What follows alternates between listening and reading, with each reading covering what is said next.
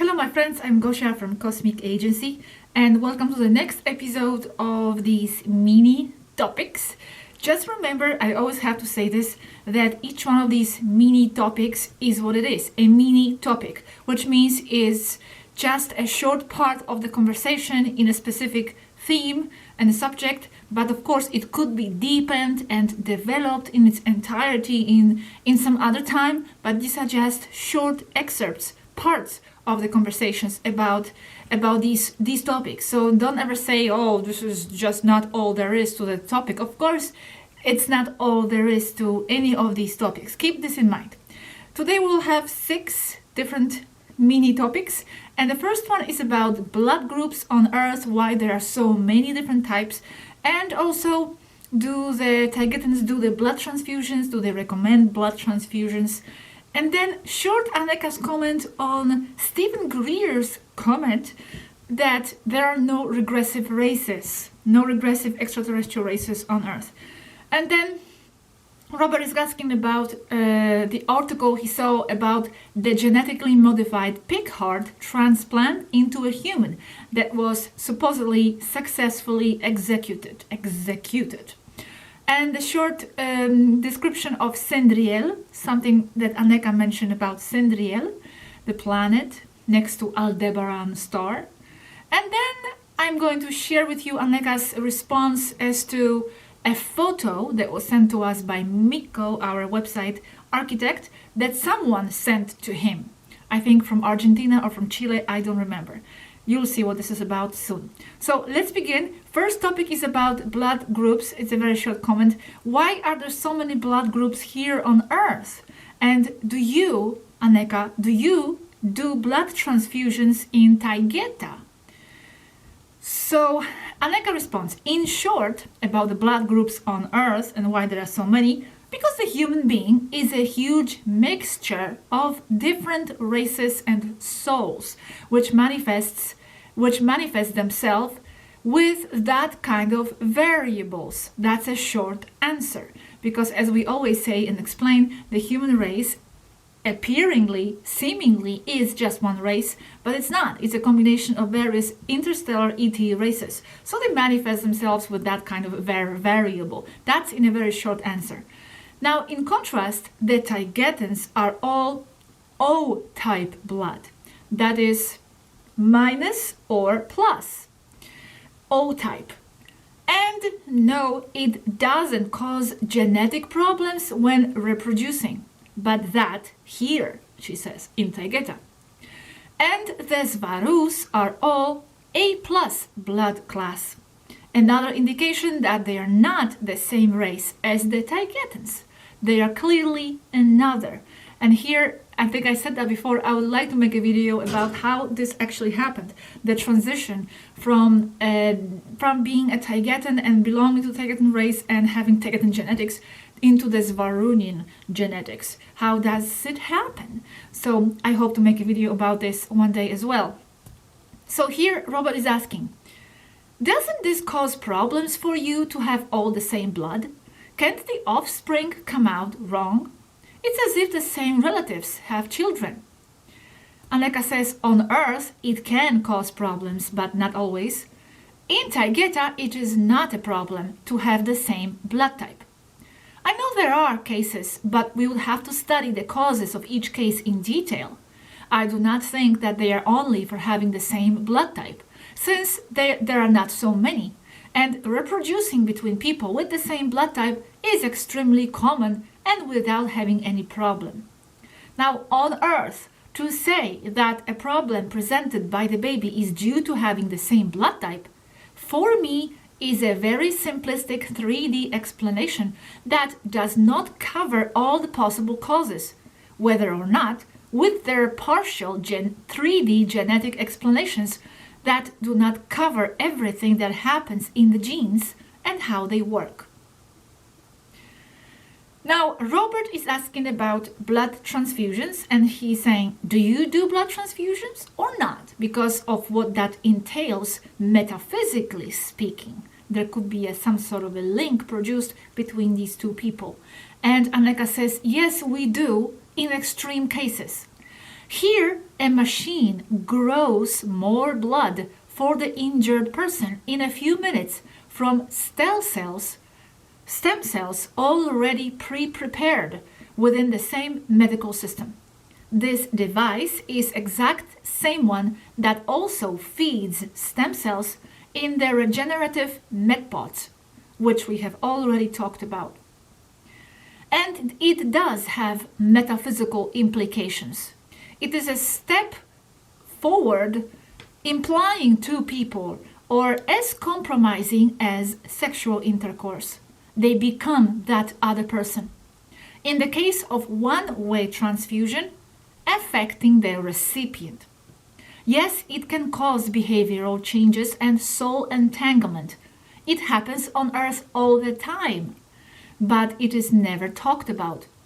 Because it is more important to save someone's life than to be thinking about esoteric consequences. I feel that on Earth, blood should be donated when it is necessary. The one who is really affected is the one who receives it, the lesser being the one who donates it. The problem with this is that it does create links from both sides. But on Earth, or wherever, there are always etheric links. I feel that it is not so serious to donate, but to receive, yes. However, you receive blood for something, and if you are in that position, the etheric links would be an inconsequential problem compared to and in the face of the medical condition that caused you to need to receive blood in the first place. Thank you very much, Aneka, for these answers. Let's continue to the next topic, and Aneka is also the one responding here. This is about the Photon Belt, and the Photon Belt, for you that don't know exactly what it is, in a New Age community, it is believed that there is this luminescence band in the Pleiades that supposedly will be coming and reaching Earth. Will be going through some sort of elevation process because of that. They are called photonic bands or photonic belts. So here Robert is asking Aneka this. Aneka, do you know anything about this? And here he is quoting.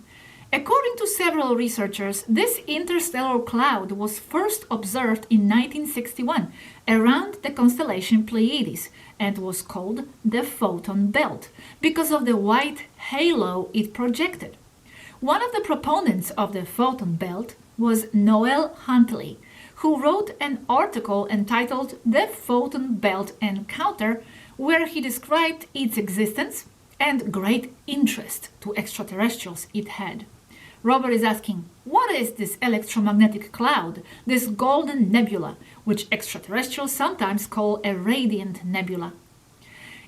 Its most universal designation is photon belt or photon band, which consists of many bands, and any encounter with this belt is recognized by extraterrestrials as being of great importance.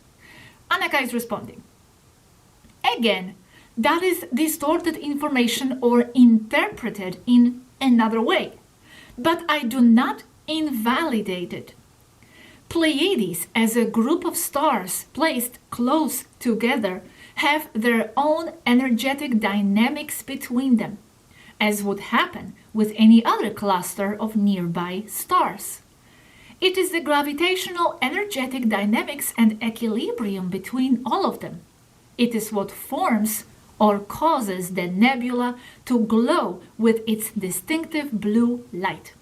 And here, I don't remember if this is referring to this, what Aneka is referring to, but I remember they told us once that when you are in Taygetan, you can see kind of like aurora borealis lights, but it's blue. The whole light, the whole sky is blue. So I wonder if this is here what is being mentioned here. This nebula that glows with its distinctive blue light. Okay, Aneka continues. Photon belts are the toroidal dynamics of the place. Of course, it is of interest to those of us who live there. But it's nothing new. Now she comments on this chart, on this picture, and she says, in that chart, they put this sun, too close. Again, they included in the Pleiades. But that depends on the definition of Pleiades, from where to where it goes.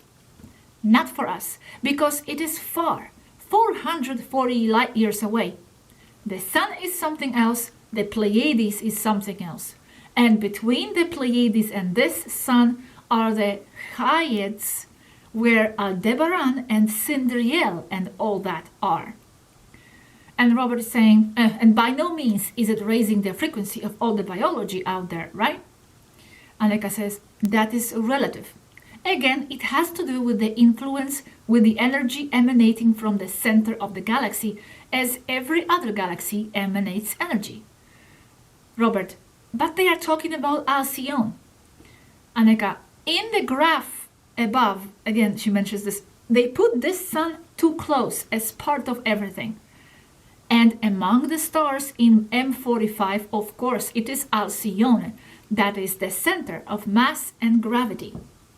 Robert, so you mean that before Sol 13, there are many more solar systems, right? Aneka says, thousands.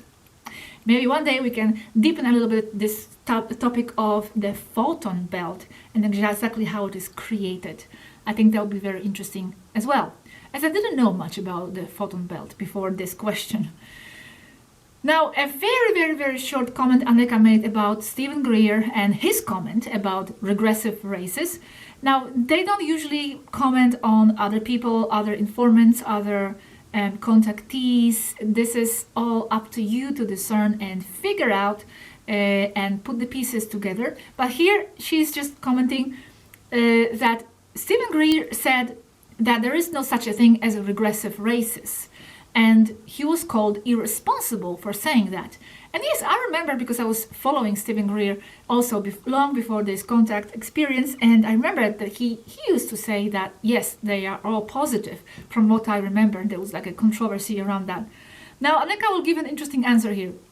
From the point of view that he meant it, it's true. That's the way we say it too. That everything is being generated in the minds of humans, and that the Federation dominates this whole sector, just that it is permissive to what happens on Earth for very complex reasons. So yes, it is true, speaking from that more absolute angle, there are no regressive races here on or off Earth. However, I have a feeling this is not exactly what Stephen Greer meant when he said there are no extraterrestrial races. But here she continues. It's just that Stephen Greer misses to mention that regressive or not, it is something relative to another person and their interests and goes hand in hand with living in duality. And if a person is of a specific race, culture, gender, identity, then they are living in duality in one way or another. Therefore, there will be conflict of interests at one point or another.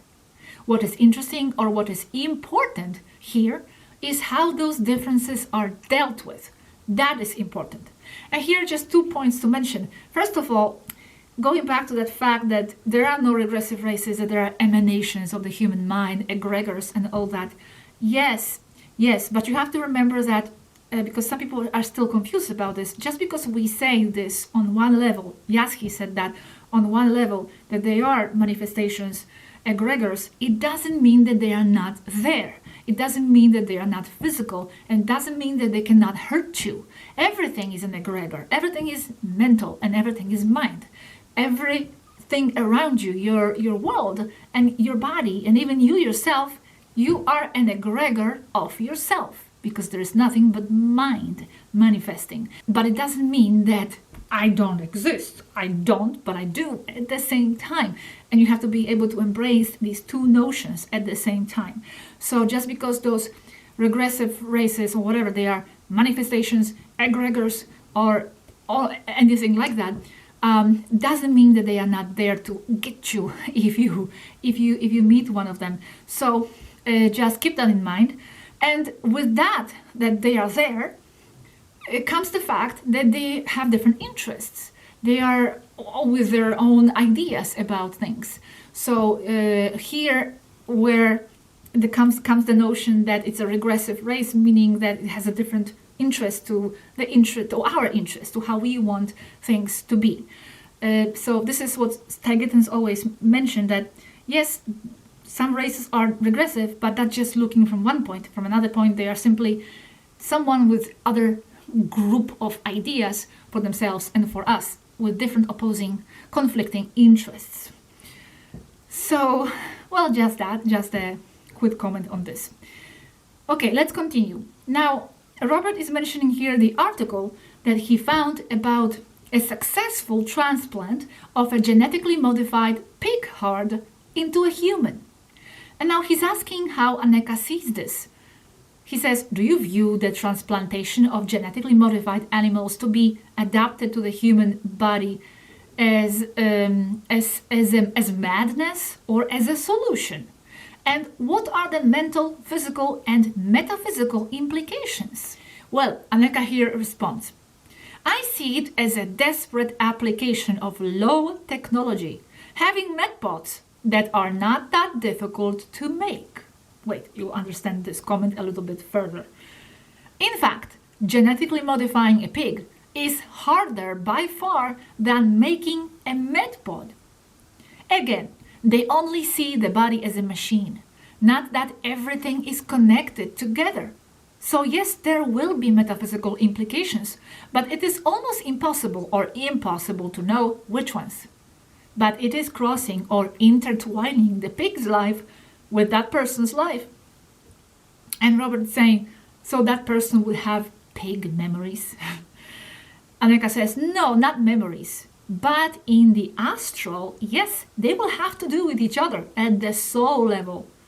If they have souls, of course, because this aspect would be required. Now, Robert is mentioning the medbots. Okay, Aneka, you said they are easy to make, but the medbots are linked with great holographic technology that is not available on Earth. But it would be easier to clone organs separately. Aneka responds, yes, it is holographic technology, high-definition holograms, but for medbots, such high definition is not necessary for them to work. Yes, it is true that the ones here are very advanced. But there are different levels of medbots that even when rudimentary would work very well. For example, in the ones here, you can alter in seconds the DNA configuration of the subject to change the hair or eye color, or something more extreme. But that is not necessary for it to work on Earth as an organism damage repairer. But it does need to have some level of high definition and some control of the hologram's energy output frequencies to work on the pod stem cells that will be used to repair the damage.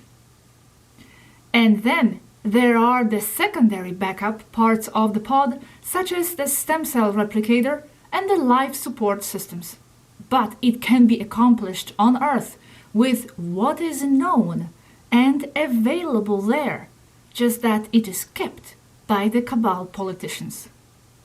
This is what Aneka had to say on this topic, and if you're asking about the medbeds, I am really not sure if this technology of the medbeds has anything to do with what we are talking about here, about the medbots. For sure not exactly as they have it, because their level of technologies, they're much more advanced, but I haven't researched the topic of medbeds exactly, so I don't know much more beyond that.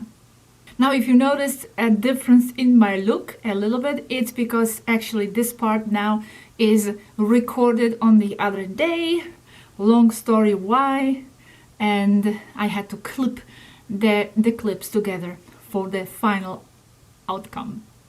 Well, this is going to be now about Cyndriel.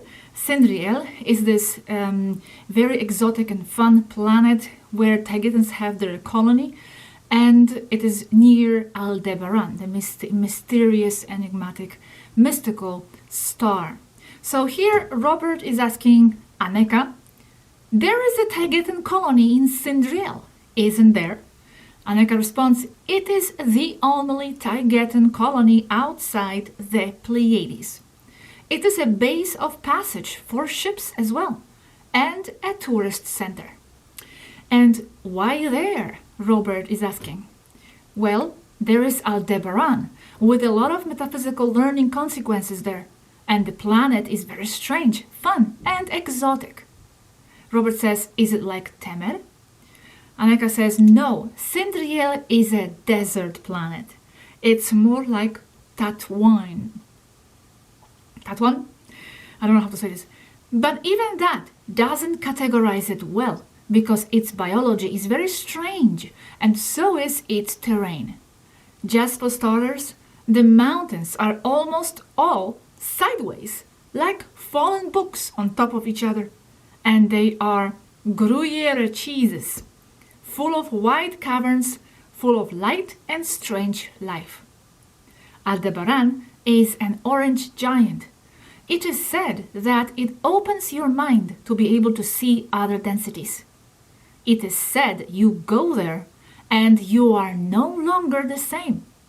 Svarupapriyananda started her transformation into a Svarunian there. Svarupapriyananda Svaru 2. Robert is asking, and is the biology of those planets dangerous? Aneka, not for all of us. However, it does look dangerous, and almost everything.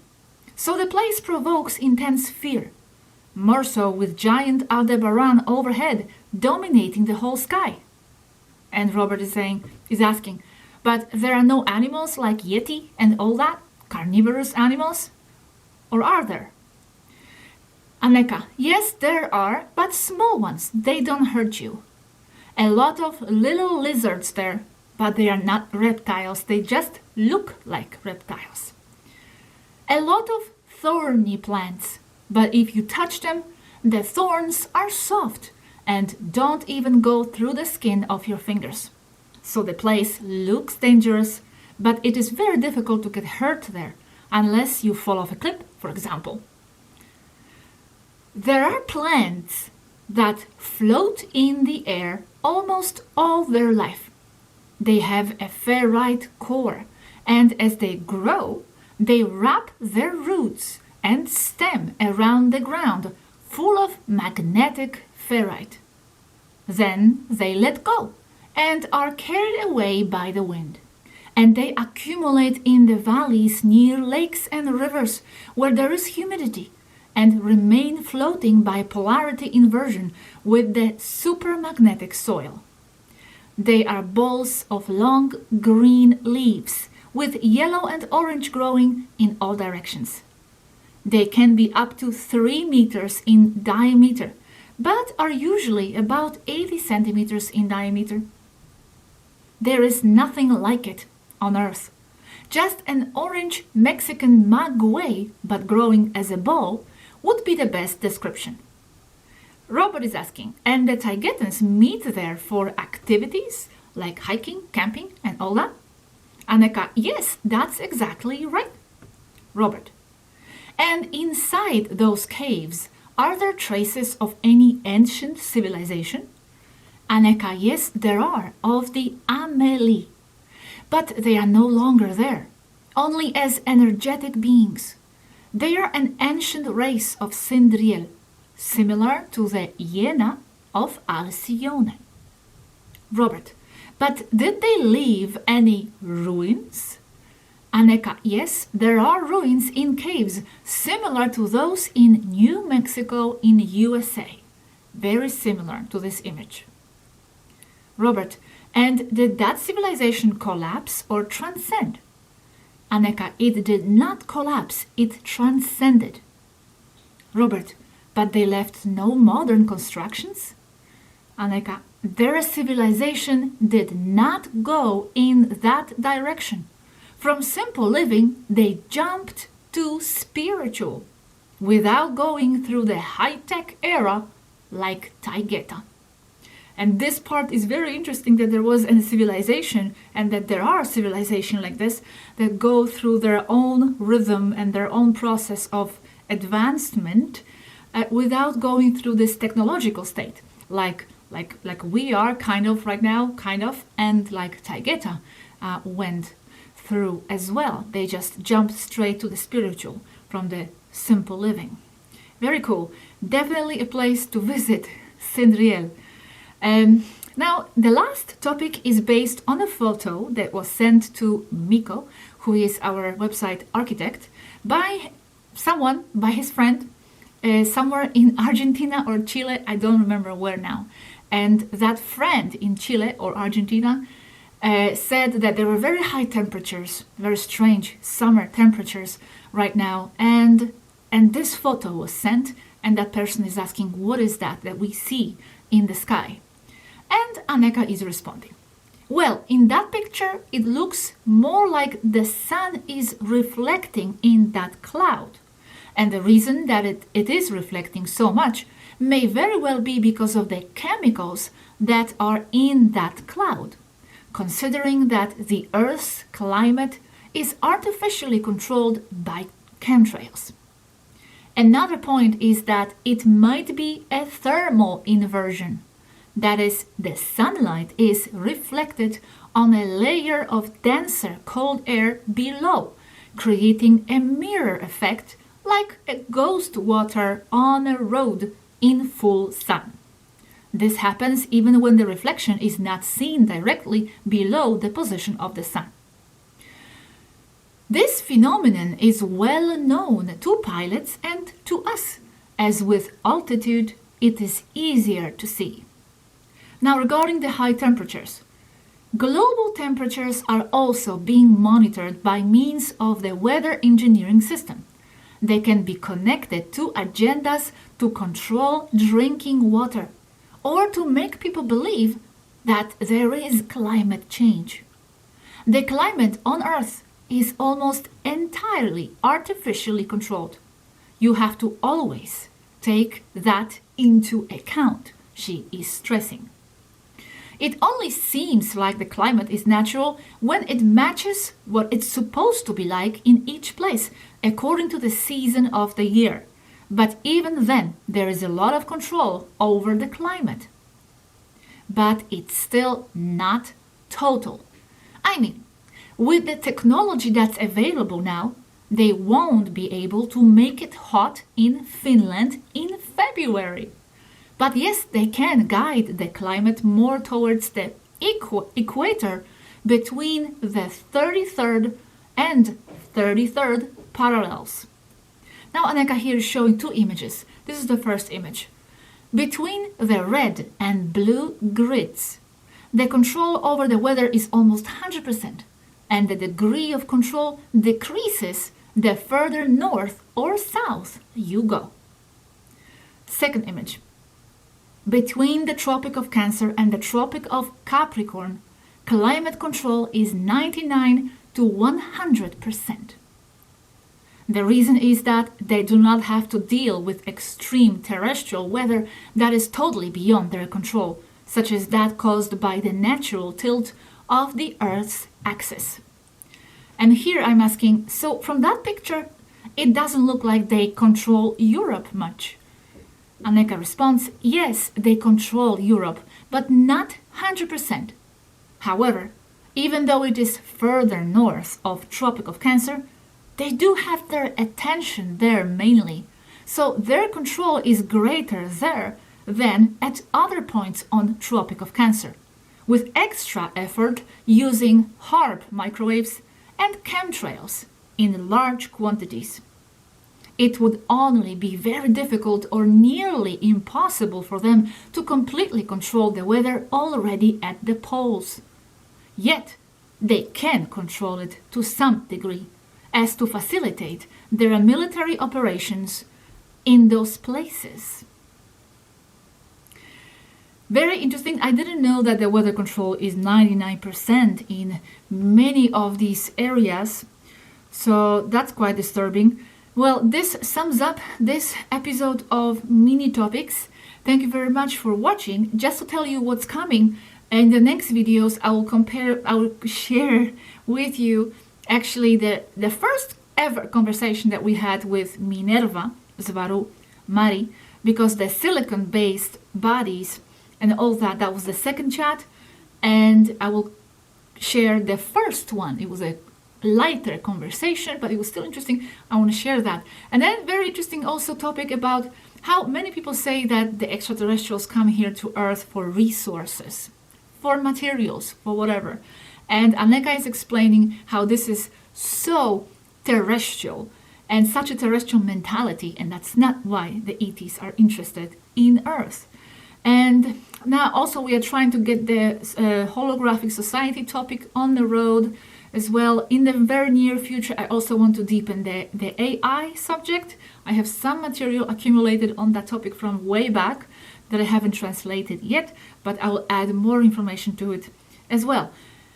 And etc., etc. Just recently we talked also to Aneka about the incident in Chernobyl, what happened there. Very, very, very curious info there as well. And a lot more from Athena Svaru will be coming up as well. Okay, well, I'm wrapping this up. Thank you very much for watching, for your support, and I'll see you in the next video. Bye-bye.